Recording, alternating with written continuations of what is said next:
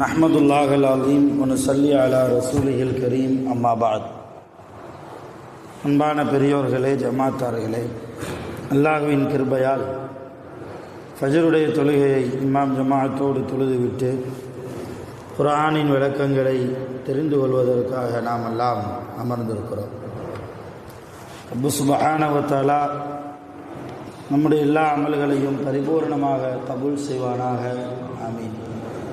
உடல் ஆரோக்கியத்தோடு, ஆஃபியத்தோடு, மன ராஹத்தோடு, மகிழ்ச்சியோடு உலகத்தில் வாழ்வதற்கு அல்லாஹ் நம் அனைவருக்கும் அருள் புரிவானாக. ஆமீன். கெட்ட முடிவுகளை விட்டும், முசீபத்துகளை விட்டும், மனித ஜின்கள் ஷைத்தான்களுடைய தீங்குகளை விட்டும், ஆஸ்பத்திரி செலவுகளை விட்டும், திடீர் மரணங்கள், திடீர் நோய்களை விட்டும் பாதுகாப்பு பெற்ற நாளாக, கைரு பரக்கத்துகள் நிறைந்த நாளாக அல்லாஹ் இந்த நாளை நமக்கு அமைத்து தருவானாக. ஆமீன்.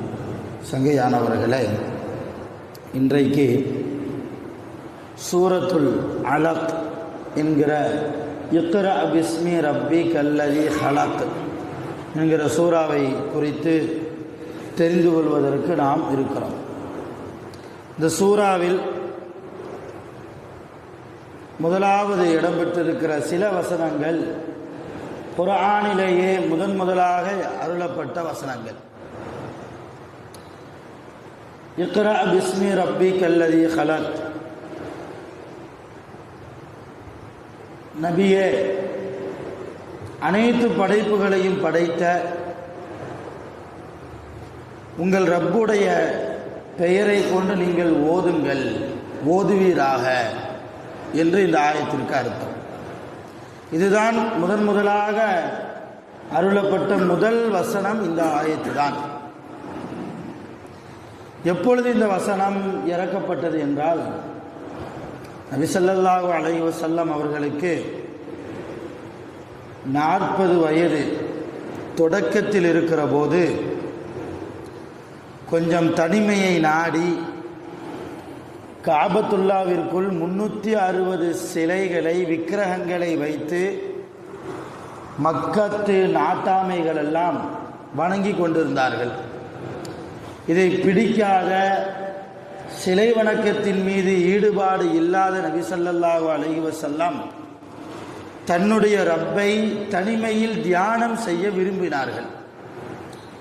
தனிமையில் தியானம் செய்வதற்கு நம்மை இடைஞ்சல் செய்யாத அளவுக்கு ஒரு இடம் வேண்டும் என்று நபி ஸல்லல்லாஹு அலைஹி வஸல்லம் மக்காவிலிருந்து ஒரு 2-3 மைல் தூரத்தில் இருக்கக்கூடிய ஹிரா என்ற ஒரு மலை குகையை தேர்ந்தெடுத்தார்கள் நபி ஸல்லல்லாஹு அலைஹி வஸல்லம்.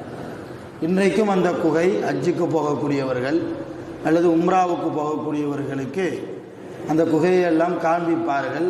உடல் தாக்கத்து இருக்கக்கூடியவர்கள் அந்த குகையிலே ஏறி போய் 2 ரக்காத்தை தொழுதுவிட்டு வரக்கூடியவர்களும் இருக்கிறார்கள். இது ஒரு இஸ்லாமிய வரலாற்று சின்னமாகவே இந்த குகை இப்பொழுது மாறி இருக்கிறது. அந்த ஹிரா என்கிற குகையில் நபி ஸல்லல்லாஹு அலைஹி வஸல்லம் சில நாட்கள் அங்கே தங்கினார்கள். ஆரம்ப ஓரிரு நாட்களில் நபி ஸல்லல்லாஹு அலைஹி வஸல்லம் காலையில் போவார்கள், மாலையில் வந்து விடுவார்கள் வீட்டுக்கு. அப்போ ரசூலுல்லாவுடைய மனைவி ஹதீஜா ரலியல்லாஹு அன்ஹா அவங்க மட்டும்தான். நான் முதல்ல சொல்லியிருப்பேன், ஹதீஜா அம்மா வஃபாத் ஆகிற வரைக்கும் ரசூலுல்லா யாரையும் திருமணம் முடிக்கவில்லை. ரசூலுல்லாஹி ஸல்லல்லாஹு அலைஹி வஸல்லம் அவர்களும் ஹதீஜா அம்மாவும் கணவன் மனைவியாக மக்காவில் வாழ்ந்த போதுதான் ஹிரா என்கிற குகையில் தனிமையை நாடி தியானம் செய்வதற்கு, அல்லாஹ்வை ஞாபகப்படுத்துவதற்கு, அல்லாஹ் என்கிற அந்த இறை உணர்வை தன்னுள் ஏற்படுத்தி கொள்வதற்கு நபி ஸல்லல்லாஹு அலைஹி வஸல்லம் அவர்கள் ஹிரா என்கிற குகையில் காலையில் போவார்கள், மாலையில் வீடு திரும்புவார்கள். சில நாட்கள் அப்படியே கழிந்தது. இன்னும் சில நாட்கள் நபி ஸல்லல்லாஹு அலைஹி வஸல்லம் அந்த குகையிலேயே தங்கிவிட்டார்கள். இப்போ சாப்பாடுக்கு என்ன செய்யறது? முதல்லையே வீட்டில் சாப்பாடு எல்லாம் தயார் பண்ணி ஹதீஜா அம்மா கொடுத்து விட்ருவாங்க. ஹதீஜா அம்மா முதல்ல கொடுத்து விட்ருவாங்க. இந்த சாப்பாடையும் கொண்டுட்டு போய் நேரம் வருகிற போது சில நேரம் சாப்பிடுவார்கள், சில நேரம் அந்த சாப்பாடும் இல்லை. அதை அப்படியே வைத்துவிட்டு அல்லாஹ்வை திக்ர் செய்வது, அல்லாஹ் என்றால் யார், அவன் எப்படிப்பட்டவன், அவனுக்கு உருவம் இருக்குமா இல்லையா, இந்த சிலைகளை மக்கள் வணங்குகிறார்களே, இது பற்றியே யோசித்து யோசித்து நபி ஸல்லல்லாஹு அலைஹி வஸல்லம் அல்லாஹ்வை திக்ர் செய்து கொண்டிருந்த, தனிமையில் உட்கார்ந்து தியானம் செய்து கொண்டிருக்கிற அந்த நேரத்தில் தான் ஜிப்ரைல் அலைஹிஸ்ஸலாம் வந்தார்கள். ரசூலுல்லாஹி ஸல்லல்லாஹு அலைஹி வஸல்லம் அவர்களுக்கு முன்னால் காட்சி தருகிறார்கள். புகாரியில் பதிவு செய்யப்பட்ட ஹதீஸ்.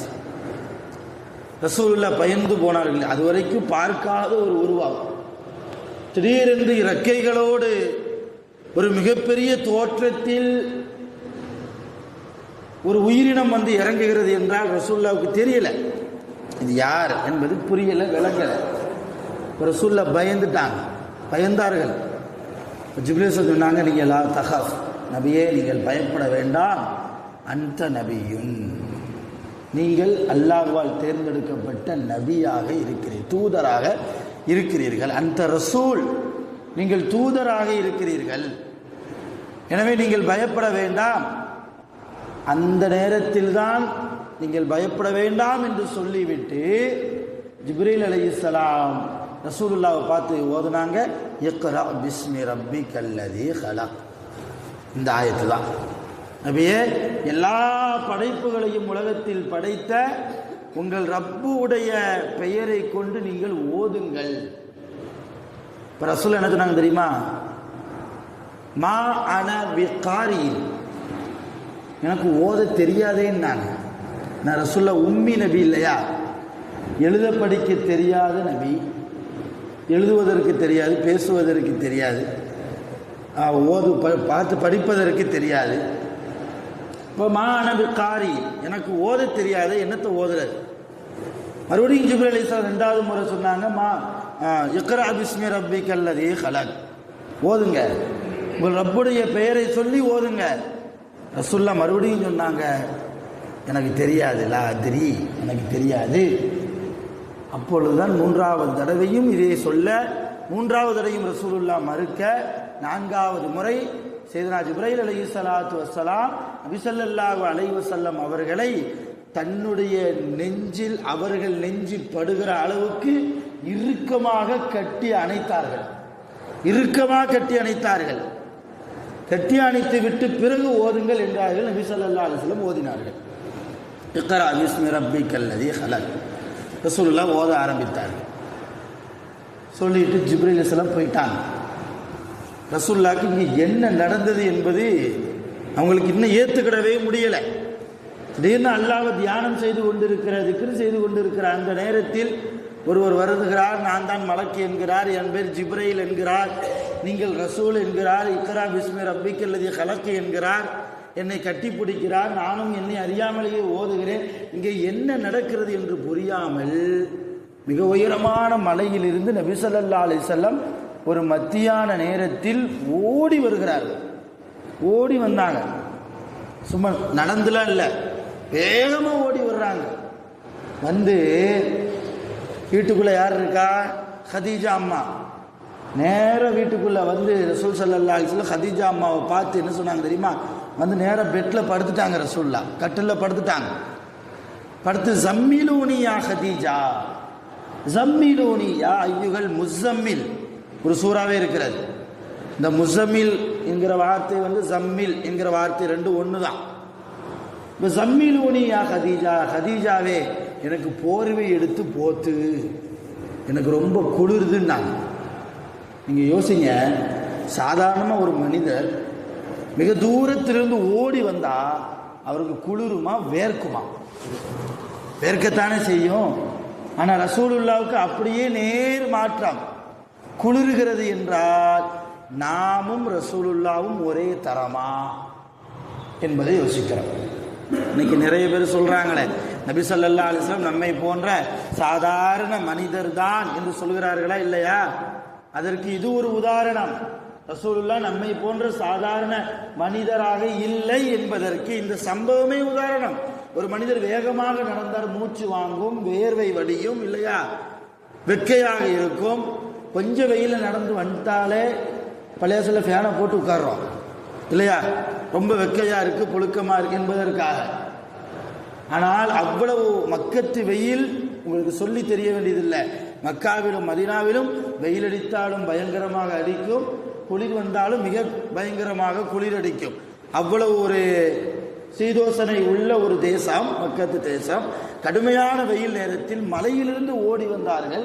வந்து என்ன சொல்றாங்க, எனக்கு குளிருதுன்னாங்க. இப்ப இதிலிருந்தே தெரியலையா, ரசூலுல்லாவும் நாமும் ஒரே தரம் அல்ல. எங்கே ஒரு மனிதன் ரசூலுல்லாவும் நானும் சமம்தான், என்னை போன்று ரசூலுல்லா சாதாரண மனிதர் தான் என்று சொல்லிவிட்டால் அவனிடத்தில் ஈமான் இல்லை என்று அர்த்தம். ஈமான் அவனுக்கு சுத்தமா இல்லை, ரசூலுல்லாவை பற்றி இன்னும் அவன் முழுமையாக விளங்கவில்லை என்றுதான் அர்த்தம்.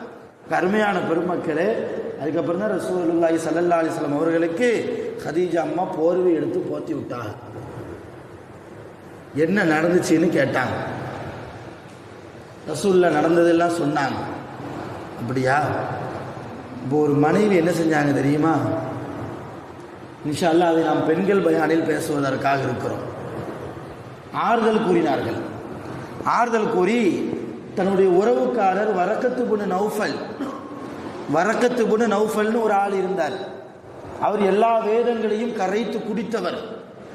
அவரிடத்துல ரசூலுல்லாவை கூட்டு போய், இந்த மாதிரி என்னுடைய கணவர் சொல்கிறார், உங்களுக்கு ஏதாவது தெரிஞ்சா சொல்லுங்கன்னு சொல்ல, நடந்த விஷயத்தையெல்லாம் வரக்கா கேட்டு முடித்ததற்கு பின்னால் என்ன சொன்னார் தெரியுமா?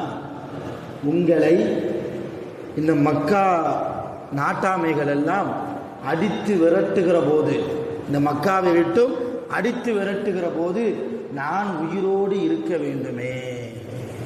அந்த நேரத்தில் நான் உயிரோடு இருந்தால் நிச்சயம் உங்களுக்கு உதவி செய்வேன்.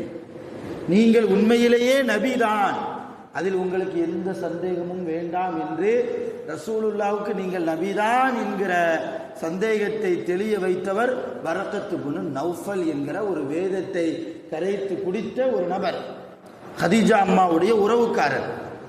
அருமையான பெருமக்கள், இந்த சூறாவுக்கு பின்னால் இது போன்ற வரலாறுகள் எல்லாம் இருப்பதால் தான் நான் இந்த வரலாறை உங்களுக்கு சொல்லிக் கொண்டு வருகிறேன். இப்போ அதற்கு பின்னால் தான் ஒவ்வொரு ஆயத்துகளாக இறங்குகிறது. இஸ்லாம் கொஞ்சம் கொஞ்சமாக மக்காவிலே வளர்கிறது. அப்போ 40 வயசில் நபி ஸல்லல்லாஹு அலைஹி வஸல்லம் ஹிரா கோயில் இருந்தபோது தான் இக்ரா பிஸ்மி ரப்பிக்கல் லதீ ஹலக் என்கிற இந்த சூரா இறக்கப்பட்டது. இந்த சூரா இல்லை, சூறாவில் முதல் சில வசனங்கள் இறக்கப்பட்டது. அதற்கு பின்னால் கொஞ்சம் கொஞ்சமாக குர்ஆன் ஜிப்ரீல் அலைஹிஸ்ஸலாம் அவர்கள் மூலமாகவும் இறக்கப்பட்டது. வானவர்களை பார்த்து ரசூலுல்லாஹ் பயந்தார்கள் என்றால் ஏன் பயப்பட மாட்டார்கள்? ஒவ்வொரு மலக்குக்கும் எத்தனை ரெக்கை தெரியுமா? மலக்குமார்களுக்கு ரெக்கை இருக்கும், கேள்விப்பட்டிருக்கோம். ஆனால் எத்தனை ரெக்கைகள் இருக்கும்? 600 ரெக்கைகள் உண்டு. ஒவ்வொரு மலக்குகளுக்கும் 600 ரெக்கைகள் உண்டு. ரொம்ப அம்பளிமாம கதை இல்லை, வரலாறு இது, ஹதீஸ் இது. ஒவ்வொரு கற்பனை செஞ்சு பாருங்க, 600 ரெக்கைகள், ஒவ்வொரு ரெக்கைகளும் பிரம்மாண்டமான நீளம் அகலத்தை கொண்டது.